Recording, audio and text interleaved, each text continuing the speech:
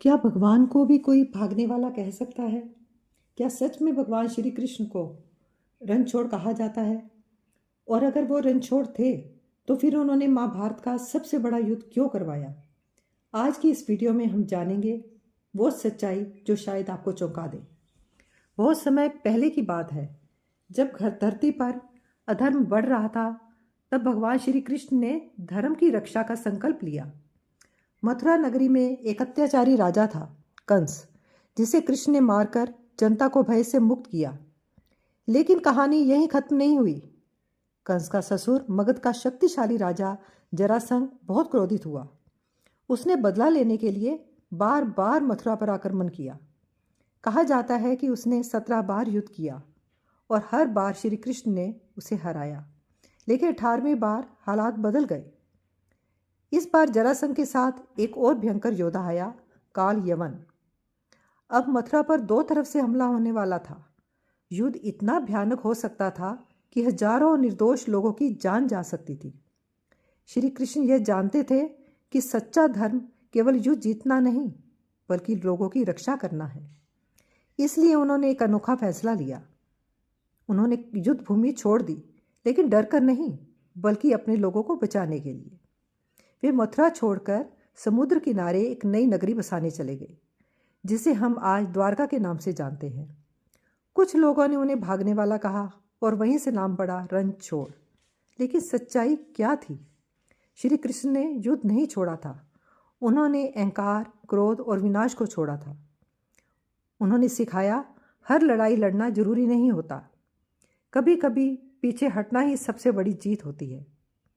आज भी गुजरात में रणछोड़ राय मंदिर में भगवान श्री कृष्ण को रणछोड़ रूप में पूजा जाता है और लाखों भक्त इस नाम से उनकी करुणा और बुद्धिमत्ता को देखते हैं। अब सवाल आता है, क्या भगवान श्री कृष्ण युद्ध से डरते थे? बिल्कुल नहीं। उन्होंने खुद कई राक्षसों का वध किया और हमेशा अधर्म के खिलाफ खड़े रहे। लेकिन उनकी सोच अलग थी। जहाँ बिना वजह युद्ध हो, वहाँ शांति बेहतर है, और जहाँ धर्म खतरे में हो, वहाँ युद्ध जरूरी है। अब आते हैं सबसे बड़े सवाल पर। अगर कृष्ण शांति चाहते थे, तो फिर महाभारत का युद्ध क्यों हुआ? असल में युद्ध अहंकार बनाम धर्म का था। दुर्योधन ने पांडवों को उनका हक देने से साफ मना कर दिया। यहाँ तक कि श्री कृष्ण खुद शांति दूत बनकर गए। लेकिन जब सारी कोशिशें विफल हो गई, तब युद्ध ही आखिरी रास्ता बचा। और यहाँ श्री कृष्ण ने खुद हथियार नहीं उठाए, बल्कि अर्जुन के सारथी बनकर उन्हें सही मार्ग दिखाया। यानी उन्होंने युद्ध नहीं करवाया, बल्कि धर्म की रक्षा के लिए मार्गदर्शन किया। तो असली सीख क्या है? कभी कभी पीछे हटना हार नहीं होती, बल्कि एक बड़ी जीत की तैयारी होती है। और जब बात धर्म और सत्य की हो, तो लड़ना भी जरूरी हो जाता है। यही संतुलन सिखाते हैं भगवान श्री कृष्ण। क्या दोनों युद्ध सचमुच एक जैसे थे? जवाब है नहीं, बिल्कुल नहीं। मथुरा का युद्ध अनावश्यक युद्ध था। जब जरासंध बार बार हमला कर रहा था, तो उसका उद्देश्य क्या था? सत्ता और बदला, अहंकार, व्यक्तिगत दुश्मनी। अगर युद्ध होता, आम जनता मारी जाती, कोई स्थायी समाधान नहीं निकलता। जरासंध फिर वापस आता। इसलिए श्री कृष्ण ने सोचा, यह युद्ध जीत कर भी हम हारेंगे। यहाँ युद्ध टालना ही धर्म था, क्योंकि यह लड़ाई धर्म स्थापित करने के लिए नहीं, बल्कि अहंकार संतुष्ट करने के लिए थी। अब आते हैं महाभारत पर। क्या यह युद्ध सीधे शुरू हो गया था? नहीं। श्री कृष्ण ने बार बार शांति की कोशिश की। स्वयं दूत बनकर दुर्योधन के पास गए, समझौते के सारे रास्ते खोले। लेकिन क्या हुआ? महाभारत का युद्ध ही अंतिम विकल्प था।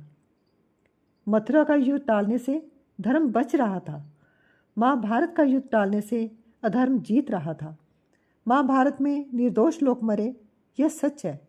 लेकिन एक और बड़ा सच है, अगर युद्ध नहीं होता, अन्याय स्थायी हो जाता, अधर्म को खुली छूट मिल जाती, पूरी व्यवस्था भ्रष्ट हो जाती। यानी कुछ लोगों की मृत्यु दुखद थी, लेकिन पूरी पीढ़ियों को बचाने के लिए वह आवश्यक थी।